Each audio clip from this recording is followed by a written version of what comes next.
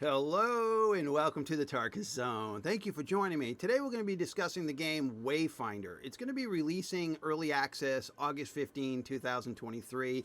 You can come to the Steam page and see it for yourself right here. You can also find a description of the game. You can see this little video here that's playing. You get a understanding of the graphics.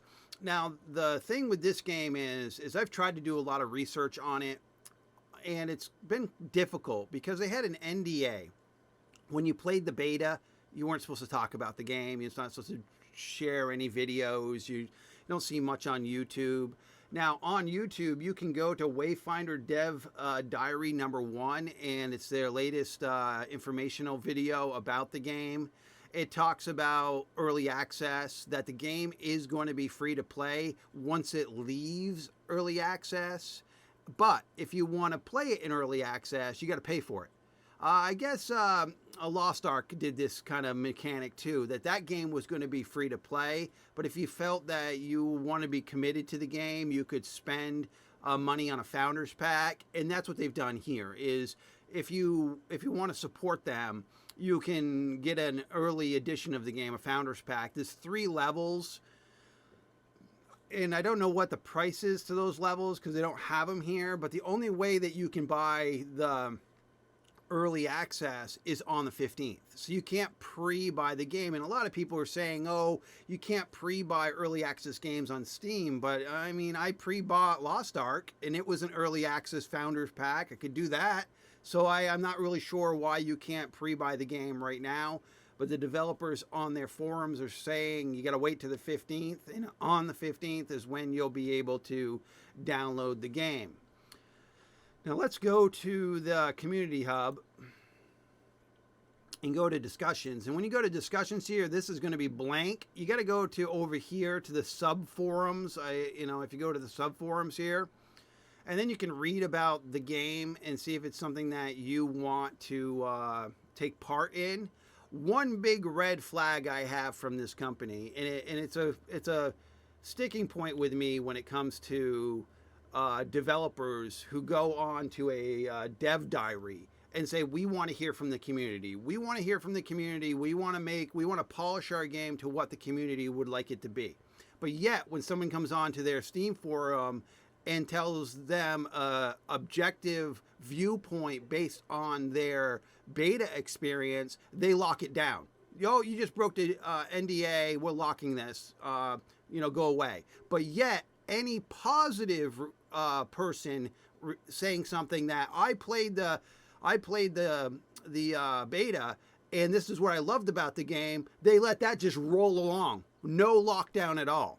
So to me, that doesn't seem to be fair. I mean, as a developer, you're telling us based on your last diary that we want to hear from you, but every time someone gives you a valid negative point on the forums here, you lock them down and say, oh, you've broke the NDA. One guy even posted it, says, dude, I never played your game.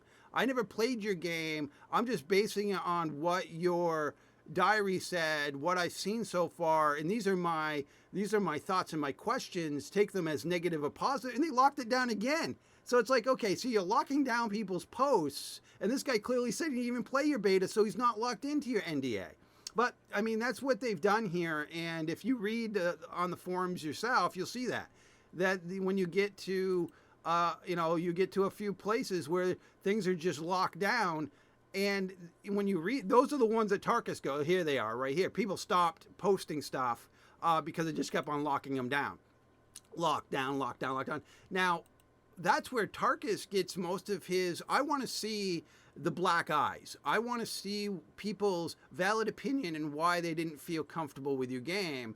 And then I kind of look at the positives and I kind of weigh it to see if I want to spend money on an early access game. But for what, I mean, they have a right as a developer to lock the forum down if they feel that it does break the NDA. But to allow the positive, people like, I played the beta, and this is what I loved about the game, and it goes on to page after page after page after page, and the developer is just leaving it up there. But yet, that positive review is breaking the NDA. So I don't know. And that was why I didn't play the beta at all, because I didn't want to get locked into not being able to talk about the game. I wouldn't be able to do this video right now if I played the beta, because they could hit me with a NDA saying that, oh, you played our game, Tarkus, remove your video off YouTube. I mean, that's why I didn't play the beta. But with all that said, I think I'm going to try to play this game. I think I'm going to try to play it. It's coming out on the 15th. It looks like an enjoyable time. It reminds me of like Dauntless. Dauntless is free to play on the Epic Store, but it's also, what I do like about this game is the housing system. They got a robust housing system that you'll be able to do, different varieties of monsters. Some of the people who posted on the forums did the overall negative view of the game seemed that it was lackluster in the battle mechanics. That it seemed like it was you're playing rock, paper, scissors over and over again. That there was no complex systems of doing things. It was basically rock, paper, scissors. And they kind of pointed it to a mobile game, like stuff you would see on your phone. Like if you were to play it on your phone, basic, 3 or 4 different abilities, and they're kind of locked in, and you kind of just rinse and repeat them. One person did a very thorough review of his thought on that this game was more or less a mobile game for the PC. And that it just was not going to be that interesting after people played it for a week or two. People would just get bored with mechanics. And as you can see on the screen right now, this is what they're talking about. I'm circling it here. Actually, let me just rewind that a little bit. See how you've got these abilities on the side? They felt that was clunky because on the phone, I'm just going to back it up here some. On the phone, I'm going to maximize that. These buttons here in the lower make sense because you're on your phone, but they don't make sense to be there for a PC game. You should be able to fire those things from, I guess, the keyboard, and I guess you can't. I guess you got to literally push on these buttons with the mouse. And that was what the person was saying is, yeah, for a mobile game, that interface makes total sense. But as for an actual PC game, there's no rhyme or reason to why you've chosen to do that. So hopefully the developers have heard people and try to make it so that people are just not having to, well, actually that picture that I just saw there, let me just go back in there. It looked like they were binded. Maybe I'm wrong in the understanding that they weren't binded to the keyboard, that you actually had to mouse click. I mean, the graphics look great. They really do. And, they got a kind of punk, steampunk kind of feel, but I think it's going to be a cool game. It depends on how much they're going to charge you for this thing. I'm just waiting for the video to bring me to that where I just saw the interface and the bear with me here. All right, that's just all right. I must have passed over it. So okay.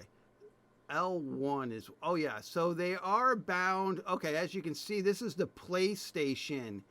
So it's cross-platform, so you could tell that this is the PlayStation because you can see when it pops up the PlayStation buttons.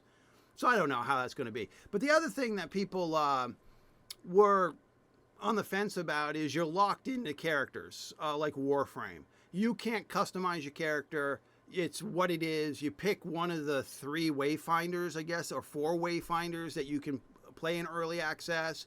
Now, if you buy the ultimate big package deal early access for $100 and something bucks, you get a Wayfinder that no one else has. So that Wayfinder will only be sold in that pack. So it's that Wayfinder that's up on the screen right there and is playing right now. So you only have access to that Wayfinder that's here on the screen if you buy the $100 pack or something like that. So the customization of your character is going to be based on skins or the armor sets that you put on. So that's the only customization you're going to have. You're locked into whatever character that they allow you to play. And then you customize it based on its looks, the gear, and again, I haven't played the game, so I'm not really sure how robust the talent tree system is. but I'm definitely going to try to play it, and hopefully when I do get my hands on it, I can say some good positive things about it, and I obviously will share some of the negative things about it too that I feel might be lackluster. I just, after the 15th, they can't lock you down after that. That's when their reviews are going to, make them or break them, right? I mean, because people that, buy early access games or tend to be very vocal on the review portion. So we'll see, we'll know what kind of game it is within the first 2 days of open access after August 15th to tell us that, people either are enjoying it or not enjoying it. But I think, I play a lot of video games. If it's like $30, I'll pay for it and see how it goes and see how it evolves. Hopefully it gets better. Hopefully the developers are not lying to us. Like, because right now their diary is like, we want to hear from you. We want to make this game what you want it to be. But by seeing things logged down in the forums, that makes me feel like they're not really meaning what they're saying, Take it for what it is, folks. I'm going to play it, and let's see how well it is on the 15th. All right. Well, thank you for joining me, and this has been The Darkest Zone.